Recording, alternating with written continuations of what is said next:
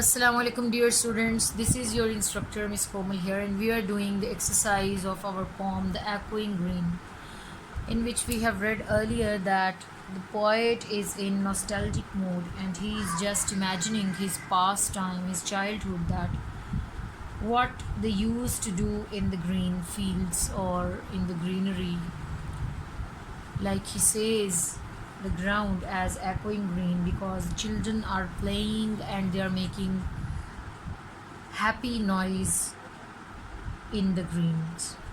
So, in the exercise, what we have first is understanding the poem, and in this activity, we have to answer the following questions. So, the first question that we have here is what time of the day is it at the beginning of the poem? So, at the beginning of the poem, the sun is rising, so it is early in the morning. So second question is which words from the first stanza create a cheerful mood? So the answer would be words from the first stanza which create a cheerful mood are happy, merry, welcome, sing, and cheerful. So the next question is in the second stanza, what are the older people doing and what does it make them remember? So the answer would be in the second stanza, the older people are laughing at the children playing. It makes them remember when they used to play happily on the green when they were young. So the next question is in the final stanza, what time of the day is it? So in the final stanza, the sun is going down, so it is the evening.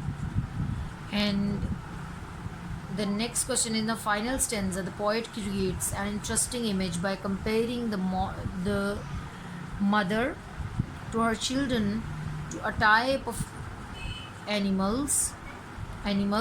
What animals are they compared to, and what are they doing, and what is the effect of using this comparison?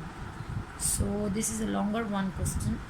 The answer is in the final stanza, the poet compares the mother and her children to birds in the nest.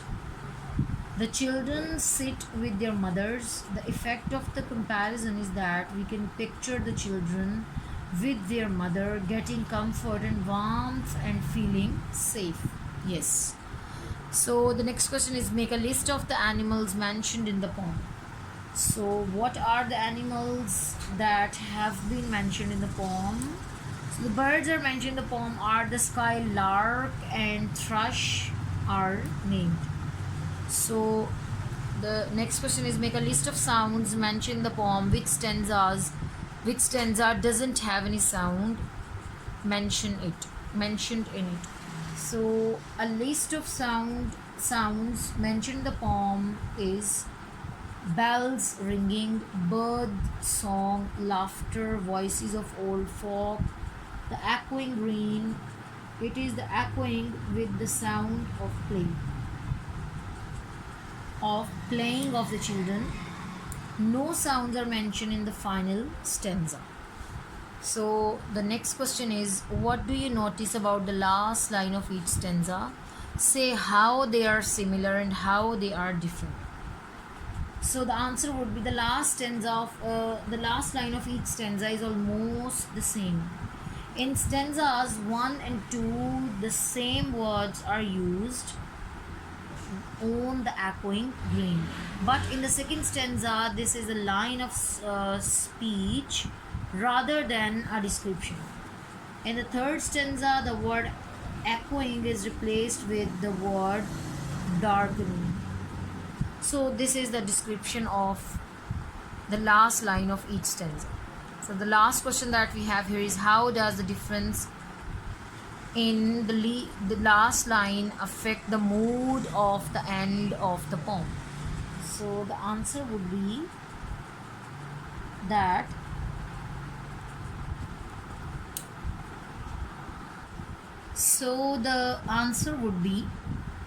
the impact of the word darkening is different as it can create a quiet and a calm mood, and in the other way it can It is also a sign of signifying the end of life or an era. So these are your questions. So the next question that we have here is, note the number of syllables in each line. Clap out the rhythm of the poem as you read it out loud. What do you notice about the pace and mood of the poem in relation to the number of syllables in the lines and the final words of each line? So what are you going to do for this is, you should clap out the rhythm of the poem and count the syllables and discuss what they find. Syllables per line are 5 to 6. In most of the lines there are 5 syllables and 6 syllables, but in the last stanza we have different number of syllables. Like first line of the last stanza we have in the first line we have 7 syllables, in the second line we have 6 syllables, and in the third line we have 5 and then 6 and then 7 and then 7 and then triple 5, and then in the last line we have 6 syllables. So how can you learn about syllables and how can you judge and recognize the number of syllables?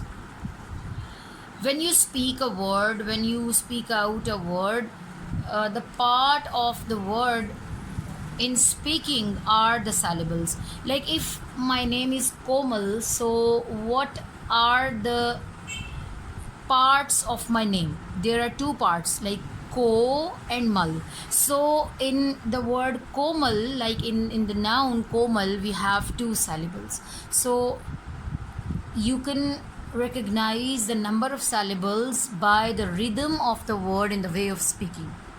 So the second activity, that is working with words. What we are going to do in this is, on the next page are some words which all mean walk.